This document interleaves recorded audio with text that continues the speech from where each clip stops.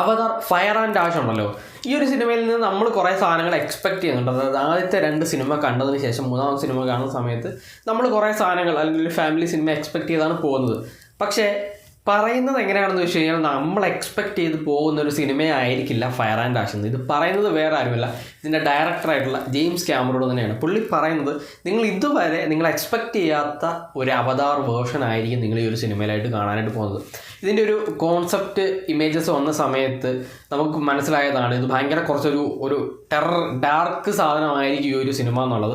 അതങ്ങനെയായിരിക്കും, നമ്മൾ കാണാത്തൊരു ടെറൈൻ ആയിരിക്കും ഈ ഒരു സിനിമയിൽ എക്സ്പ്ലോർ ചെയ്യാനായിട്ട് പോകുന്നത്. നമ്മൾ ആദ്യത്തെ 2 സിനിമയിൽ ആ ഒരു ഫാമിലി സാധനങ്ങളൊക്കെയാണ് കണ്ടെന്നുണ്ടെങ്കിൽ ഇത് കുറച്ചും കൂടെ മാറി ആ ഒരു പണ്ടോര എന്ന് പറയുന്ന ആ ഒരു പ്ലാനറ്റിനെ കുറച്ചും കൂടെ എക്സ്പ്ലോർ ചെയ്യാനായിരിക്കും ഈ ഒരു സിനിമയിലായിട്ട് നോക്കുന്നത്.